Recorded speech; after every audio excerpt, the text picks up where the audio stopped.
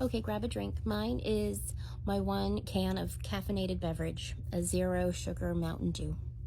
And I'm going to share a childhood story of mine. If you missed my little introduction video, I would randomly share in maybe a little unofficial series a childhood story of mine because I lived where my dad worked. He was the essential maintenance manager of a 126 unit development, which pretty much meant he was on call 24/7, even though he was not paid as such. My mom ended up being on the board of directors for a period of time, and I was the only child of the development, which was an unofficial 55 and older community, and my parents were the youngest adult residents there as well. It was a quad living community, so there were 4 units attached, and then there was some space and another 4 units. We rented a house there, and then eventually we bought in the development a different house. But we moved in when I was 6. I woke up in one apartment and I came home from school and was in a different house. I had no idea we were moving. But I thought I would share some random stories that my kids enjoy hearing that make my mom and I laugh. So let's get into one of them. The president of the association was not widely liked. She had some enemies of the development. There were supporters and friends, but just as many of those who were not the biggest fan of hers. There were no term limits, and she was probably president. It probably ended up 15 plus years. And one particular instance, somebody was very angry at something that was done and decided to vandalize her property. Now, she lived on one side of the street. We lived maybe 6 houses down on the other side of the street, so you can just walk down the street to each other's house. We had caller ID before caller ID was popular, but my dad needed to know who was calling before he picked up, so he knew what type of mental space he needed to be in, because the people who lived in this development called all times of day, and he needed to be on all times of day. And he knew each person who called needed to be just interacted with differently. But when we saw it was the president of the association calling, everybody was ready. And early one morning, probably before 8, she called. My dad's name was Vincent. And she goes, Vin, I need you and Jill, my mom, to come down. My house was vandalized. Now, we didn't know what this meant, so my dad said, all right, leash up the dogs. I had 2 dogs.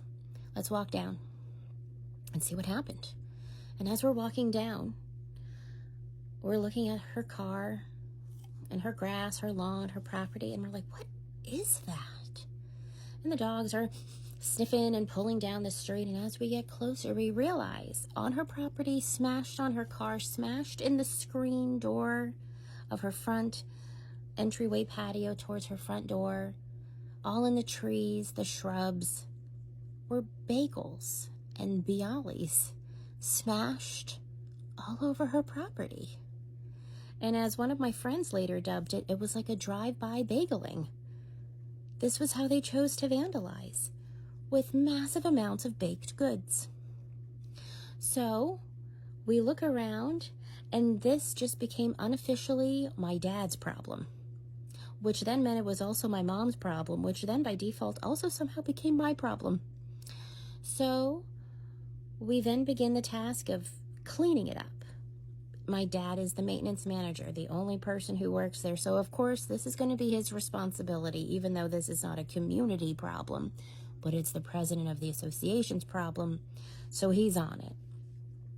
So we walk back down the street to our house, drop the dogs off, because they would have a field day. It would be a buffet for them. We get a whole bunch of lawn bags and gardening, work gloves, and we start to clean up the property, but not before my dad takes pictures of everything with his grainy digital camera, because this is roughly maybe 2000? We'll say 2000. And the neighbors are coming out. People are driving over because the news spread fast. And this is before texts. This is before social media. This is good old-fashioned phone calls and knocking on your neighbor's door going, guess what? So while my mom, my dad, and I are cleaning up and scraping off and hosing down the bakery, the outdoor bakery, the president of the association is talking and everybody's putting out, who they think did this. And there were no security cameras. This is before that time. This is before Ring and everything. But the president of the association goes, Vin, I want security cameras, but I don't want security cameras. What does this mean? She wants dummy security cameras with one that actually can record who comes to the door. And it knocks on the door or rings the doorbell. But otherwise, she wants the dummy cameras to make it look like her whole property is being watched. So we go to a spy surveillance store to buy these dummy cameras. And my dad installs the actual one camera that feeds into a little TV VCR she kept in her front entryway so that she could see every single person who comes up to the front door. It doesn't reach the rest of her property where the drive-by bageling also happened, but it was enough to keep her feeling safe, and it was enough to put in the newsletter that my mom would type up and I would help deliver door to door that says that the president of the association's house now has security cameras.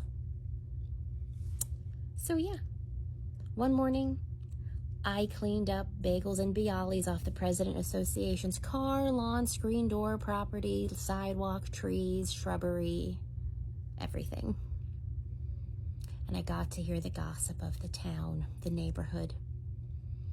We never did find out who did it. But somebody wasn't happy, that's for sure. And spent the money on this. Spent the money on some baked goods to vandalize with. All right. I hope you like this story. If you're interested in hearing more, I can share more. But until next time, bye.